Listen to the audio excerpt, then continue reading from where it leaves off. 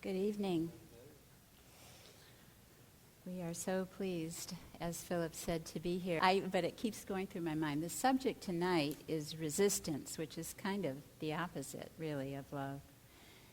In the context of mindfulness and meditation, resistance is about resistance to our present moment experience. It's wanting things to be other than they are, instead of saying yes to what's happening within us. It's a resistance to saying no to something that is already here. It's an unwillingness to meet life as it is, right here, right now. And it's considered to be a core cause of our suffering in this contemporary culture. Many of you may be familiar with Brene Brown, who describes herself as a researcher storyteller. She's on the faculty at the University of Houston, and she has studied the human experience of shame for more than a decade. Based on her research, she reported in a TED Talk that this current adult generation, which includes most of us who are here, I think, is the most medicated, addicted, in debt, and obese adult cohort in human history. And her take on this news is that we have become a generation that numbs our vulnerability, that uses these means to escape our difficult emotions. This news also clearly suggests that the stress of daily life, the pressures of our fast-paced culture, are more than we can bear, or at least more than we choose to bear. And certainly at the level of the everyday, we are constantly made aware of many threats in our environments. The threat of violence in the schools, the threat of terrorist attacks, the threat of global warming. And because we are programmed biologically and neurologically to react to threats by fighting or fleeing or numbing to them, we develop strategies to evade or resist or move away from that which is fearful, painful, or emotionally difficult. And on top of that, our culture, or really more specifically, I think our TV ads, encourage us to move away from that which is merely uncomfortable. We are also, as one teacher puts it, such profoundly tender, such profoundly fragile beings. We're profoundly fragile because we get ill, we age, and we die. And we're profoundly tender because we experience grief, loss, worry, anxiety. There's so much that can hurt us and cause us pain. And yet, as Brene Brown says, we pretend. We avoid moving into the neighborhood of reality and acknowledging these aspects of our human condition. The escapes from vulnerability, the denial of existential realities, and even the avoidance of the unpleasant are forms of resistance to our own suffering. And while resistance may momentarily save us from discomfort, besides the obvious negatives of being in debt or being addicted, there are other significant consequences to this denial and avoidance. As Tara Brach has said, the limit of your freedom is what you are willing to experience. And so when we resist or avoid our suffering, we narrow and constrict our lives. We limit our freedom. So how does this pattern of avoidance apply to the practice of meditation and mindfulness? Well, the first thing we're asked to do in these practices is to look and bring our full attention to our experience of the present moment. We can then either turn toward and approach that experience, or we can turn away from it and avoid it. When our life circumstances are challenging, or when we suspect that there might be a difficult emotion just lying underneath the surface. This conditioning for avoidance can fuel the urge to turn away. And it reminds me of the Annie Lamott quote that you probably have heard before, "My mind is like a bad neighborhood. I don't want to go there alone." We just don't want to go there sometimes. We just don't want to go there. So what once began as a natural biological tendency to protect ourselves from danger can morph through conditioning into a habit that moves us away from intentionally exploring our inner experience. Before we even begin then, resistance in the form of avoidance can prompt us to say no, leading us away from the present moment and from practice. There's a more nuanced perspective that Michelle McDonald, who many of you know is a longtime meditation teacher, has recently offered to think about the strategies we develop to move away from the present moment when we're practicing. You may remember that she was the originator of the RAIN acronym.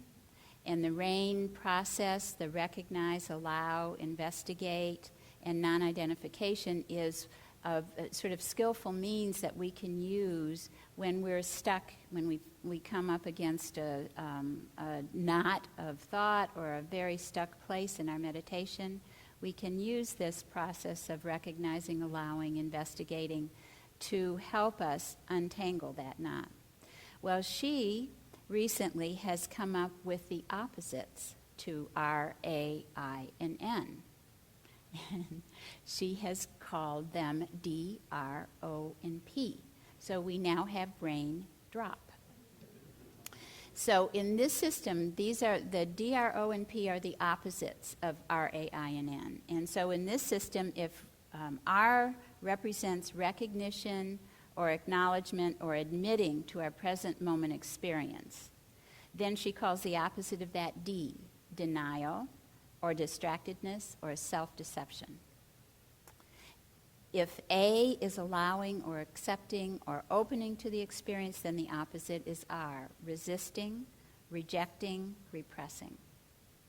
Instead of I for inquiry or intimacy or interest, she uses the term obliviousness. O, and that's to include the qualities, include qualities like boredom, indifference, and apathy. And finally, instead of N, which is the arriving at this spacious, inclusive non-identification, she suggests that the opposite would be a persistence, this is the P, a persistence in personalizing the experience, holding on to it as I, me, and mine, contracting into the smaller self.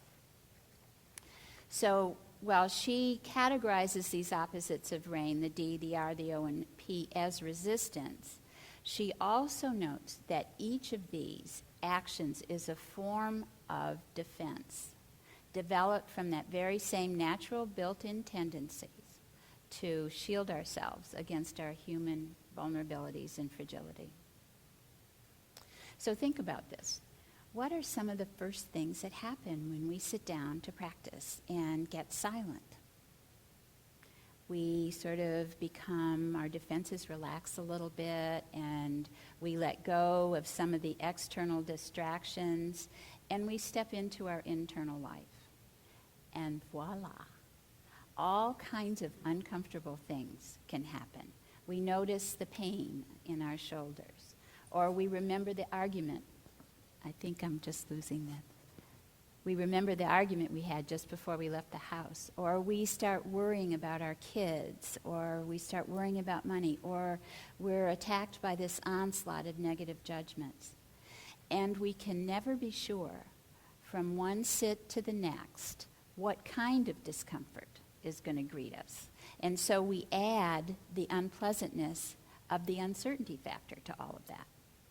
So just sitting in silence can arouse, can call up in us reactions to these unpleasantnesses in the form of our personal strategies of resistance and avoidance.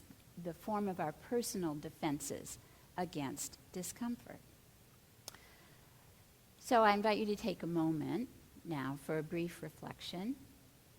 And if you'd like, you might close your eyes. If not, that's okay too. But just take a few breaths to collect your attention. And ask yourself, which forms of resistance might be most typical of me? Which forms of resistance am I aware of? Are there areas or qualities you choose to ignore? When something that feels difficult comes up in meditation, how do you deal with it? How do you move away when it's really uncomfortable? What strategy comes into play? Are you more likely to be distracted, or do you blame some circumstance or person? Or maybe you start heaping judgments on yourself.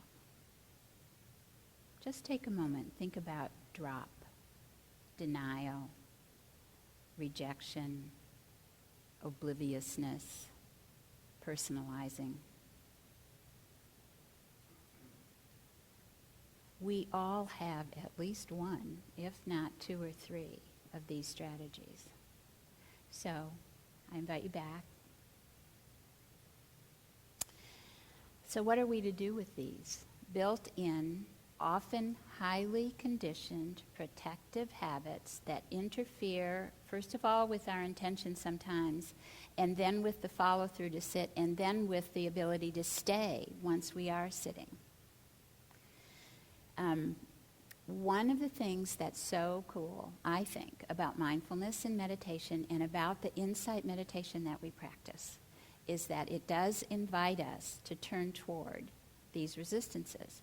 And we remember that mindfulness is not about changing the experience, but about changing our relationship to what we're experiencing. So one of the things we can do is change the way we relate to our conditioning.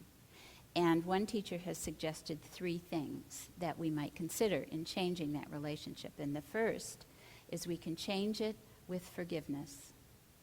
And by this we mean forgiving ourselves for the fact that this resistance might be part of our evolutionary heritage, a part of our instinct to fight, flee, or fight. Culturally, chemically, in our families, we learn these strategies. So we can forgive ourselves, give ourselves a little room there.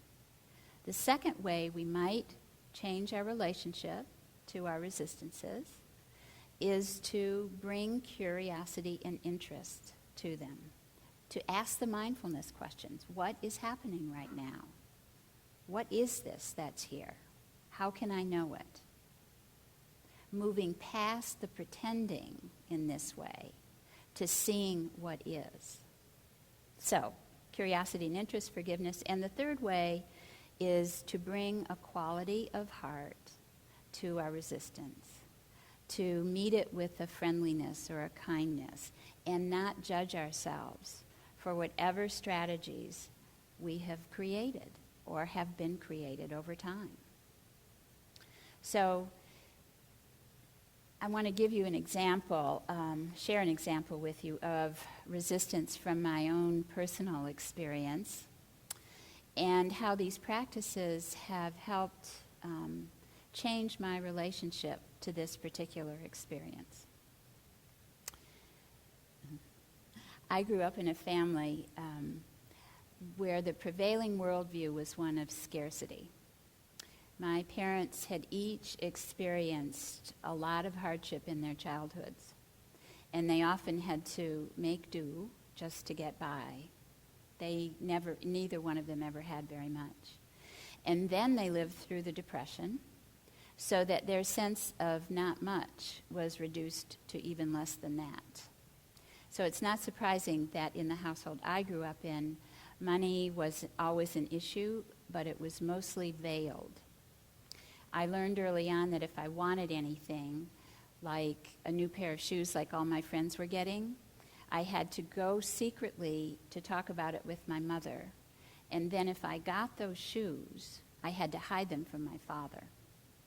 So this was what I brought into our marriage, this secrecy and this sense of scarcity around money issues. So for many years, we've been married a long time. For many years, our discussions about money were terrible, terrible. First of all, I tried to avoid talking about finances in any way that I could. Put them off, hide. But Philip, to his credit, was insistent that I knew where we stood financially. And he would then say, we have to have these conversations occasionally, and he would say, now is the time. And when I started thinking about this example, I thought that was really pretty brave of him to do that, considering how I was in these conversations. Well, we didn't have them very often then. So when we did have these conversations, my demeanor was, I was locked up, I was frozen, I was tight, and while I was physically there, I was not at all engaged in the conversation. And surprisingly, Philip noticed this, and it irritated him. So he was irritated, I was closed up, neither one of us was having any fun. So when I started practicing mindfulness and meditation, I decided that maybe there might be a different way to approach these conversations, to approach this topic. And so first of all, I told Philip that I had wanted to work on this. I wanted this to be different, and I was going to make an effort. And then when our discussion would begin, I started paying closer attention to my physical experience. And what I found was how really awfully uncomfortable, how painfully uncomfortable I was. It felt as if, to me, I had a cement block on my chest. And the urge to get up and leave was powerful. And sometimes I had to do that. Sometimes I literally had to get up and go to another room in the house so I could breathe. And as I was able to sit longer and longer, my practice became breathe and release, until there was some space, until there was actually some room for listening. I couldn't listen until there was some space around this cement block. So this was the practice. As I said, we've been married many years. We would have these conversations several times a year, so I had lots of opportunity to practice and change. And now, though it's still not my favorite thing to do, I can sit there, I can be present, and I can offer my opinions when it's necessary and when it's important and when I have one. So, overcoming conditioning, something like this, takes time. And this was not just the physical sensations that I had to overcome. I had this mental thing going on. I don't want to hear this. Why do I have to do this? There's only bad news here. I had emotional contraction. He was being mean to me. Why did I have to do this? And I was afraid. I had fear because I was afraid I was going to hear that there's not enough. So, you want to take? I'll tell that this way.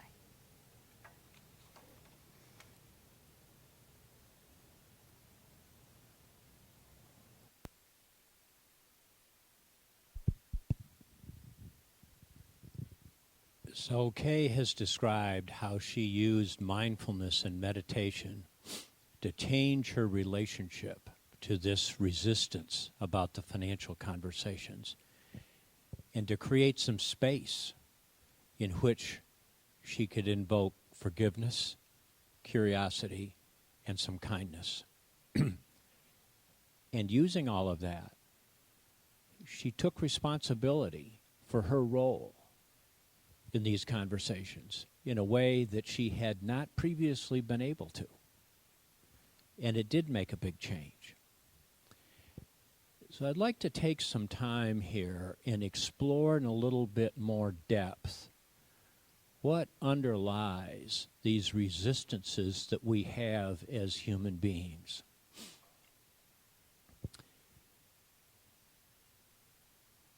we have these conditions of being human that are beyond our control. And Kay's alluded to them. And I'd like to track a little bit more with the work of Paul Gilbert, who is a British academic psychologist and researcher. And he talks about these 4 conditions of being human that are beyond our control.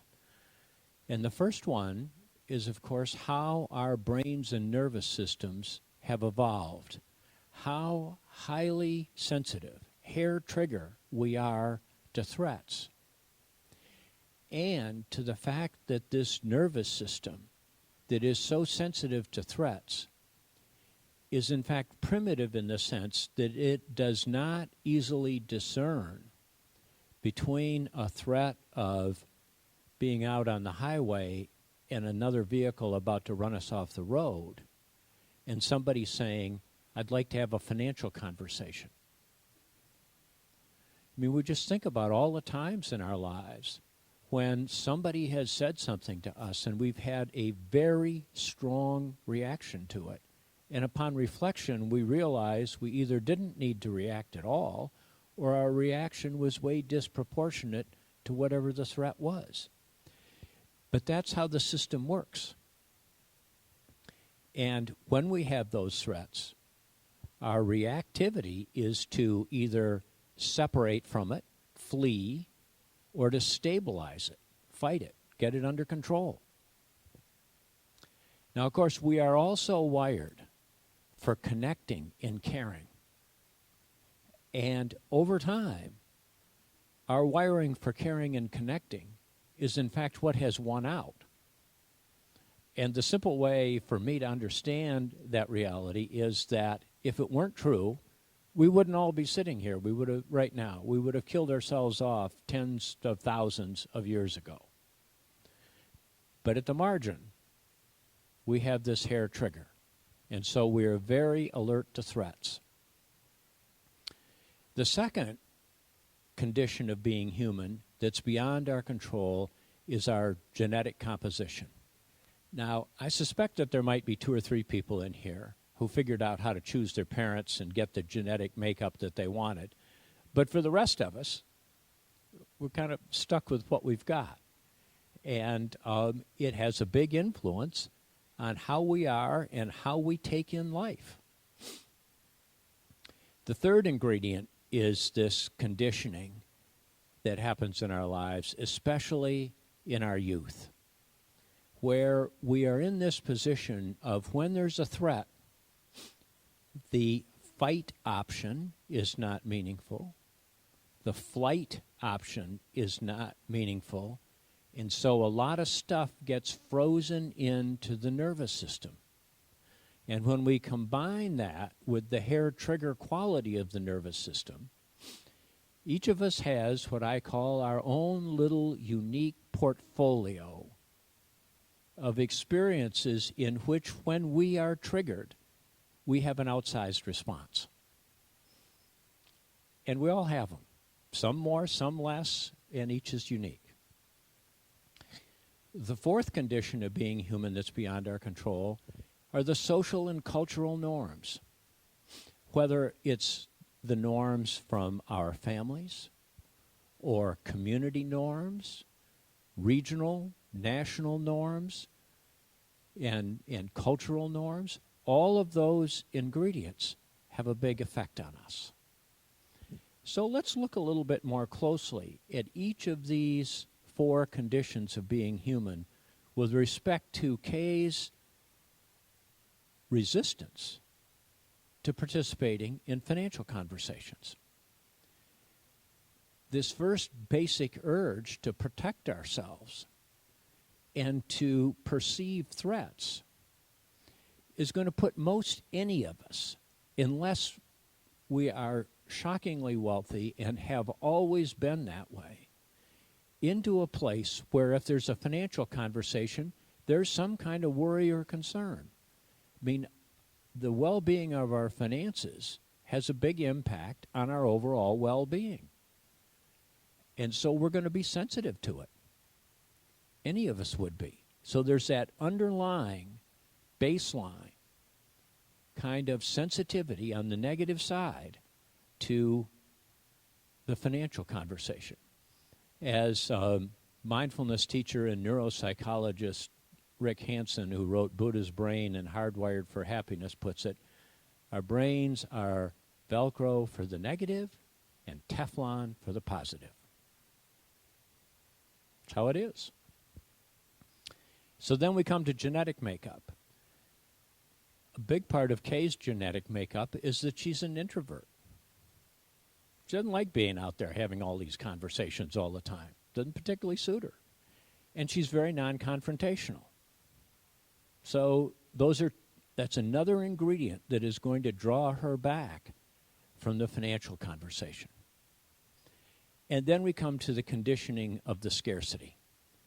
I mean, just imagine how frightening that is for a child, in which there's this sense in the family all the time that we are right on the edge. There's a not okayness that's present all the time. There's this sense that there might be some extreme difficulty just over the horizon. Very unsettling for a child. And when she was growing up, no matter what the request was, the answer was no, which also creates a kind of resistance. And then the social and cultural norms. Kay and I grew up in the 1950s and 60s. It was a time of economic abundance, an ever-increasing economic abundance. It was all around us. And then finally contributing to all of this was my behavior. And if we go back to drop, I was living in the land of O and P. I was oblivious to how these four ways of being human had influenced her. Totally oblivious. Never occurred to me. I had all the data points, but I didn't make the connection. And whenever she had a negative reaction, I would think, I would make it personal. This is about me. Why is she treating me this way? I guess I'm the only person who's ever done that, but. So there we are.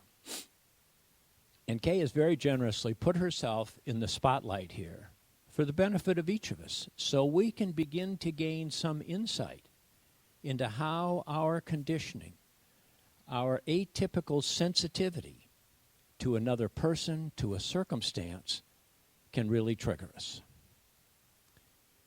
So this lens that Gilbert offers us of these four ways of being human that generate resistance has really been helpful for me.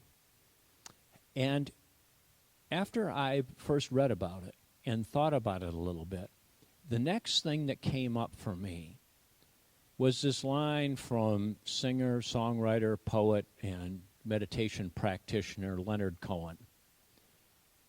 There is a crack in everything. That is how the light gets in. For me, personally, knowing that there are these four conditions of being human that are beyond my control, that was the crack. And out of that, I've been able to forgive myself for my resistances, past, present, and future, and forgive myself for various behaviors. And perhaps even more importantly, I now see everybody differently. I'm much more inclined to think about what might be the way these four conditions beyond our control has influenced this person or that person or that person with respect to the behavior they're exhibiting in this moment.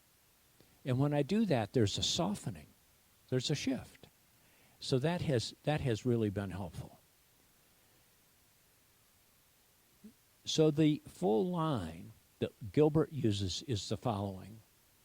And for me, I was really surprised at how unusual it is to put the following two clauses together. There are these four conditions of being human that are beyond our control, and what happens next is our responsibility. We get to be a victim, and we have to be responsible. So we're neither in this scene really a victim or a hero. We're just human. This is just how it is. And these two go together. So Kay was able to use her meditation practice to change her relationship to her resistances, to forgive herself for the resistances, and to take responsibility in a way that helps shift the quality and the tone of these conversations.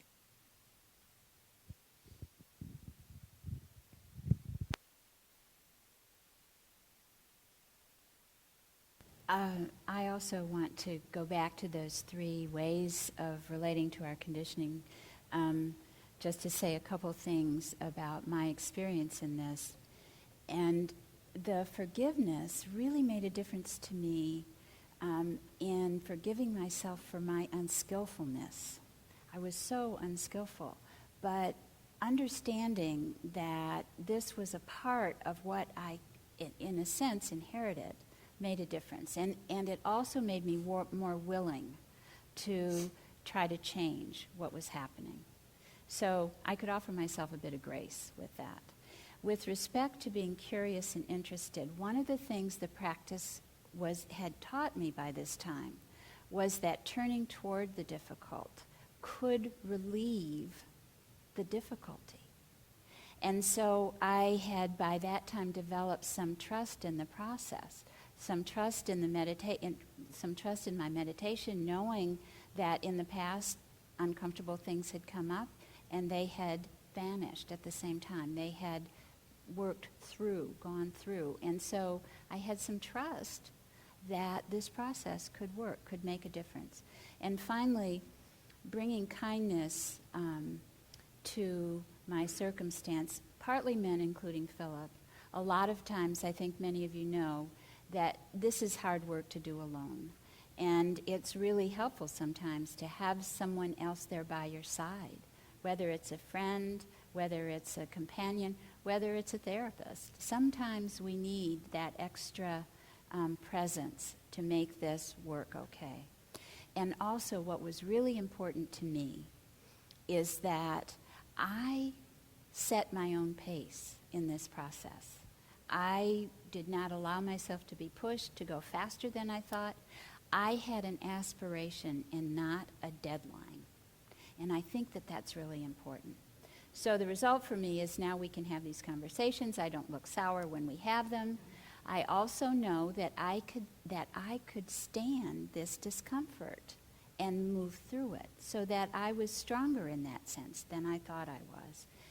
And I experienced a very clear fruit of this practice, which makes it much easier to commit to continuing to do the practice. So for each of us here, whether our protective strategies include avoidance or another aspect of D, R, O, and P, whether they show up on the cushion or whether they show up as we go through our day, resistances are the invitation to practice. They are the edges. They represent the edges of our freedom. And that's why teachers recommend that the first thing we need to do is to make friends with them. Give them permission to be there. Do that Rumi thing of inviting them to be a guest. Saying, I understand that at one time I needed this habit. Michelle McDonald says, honor these resistances. Honor them. They have tried to do a job for us. They have tried to take care of us, even if it wasn't so well done. And I bet that every one of you has done something similar to some version of what I did, that you have felt a fear, or you've come up against a boundary, or you've experienced pain or loss, and you met it and you moved through it. And then when you did, I bet that you experienced some of these rewards, that there is a greater authenticity when we acknowledge our vulnerability. We don't have to pretend anymore. We become more real. We become more resilient and more confident in our capacity to be with this life however it shows up for us. We realize the true strength of our heart, and we expand the boundaries of our lives. We open to more. We're wider and deeper and wiser beings. We do not limit our freedom. And we cannot do this without that third element, without that kindness, without bringing empathic awareness to this recognition of our attempts to protect ourselves, to our resistances. Someone once said, and I love this quote, "Practicing insight meditation without kindness is like standing in the sun without being touched by its warmth." When we bring that kind awareness to our unskillful defenses, we can gradually replace them with the light of mindfulness, which is the clear seeing and wisdom wing of these practices, and the warmth of kindness, which is the compassion wing of these practices. So I can see that we're about to close, and I'll close with this Dorothy Hunt excerpt from a poem called "Peace is This Moment Without Judgment." Peace is this moment without judgment, that is all. This moment in the heart space where everything that is welcome. Peace is this moment without thinking that it should be some other way, that you should feel some other thing, that your life should unfold according to your plans. Peace is this moment without judgment, this moment in the heart space where everything that is welcome. Thank you for listening. Do we ring 3 times?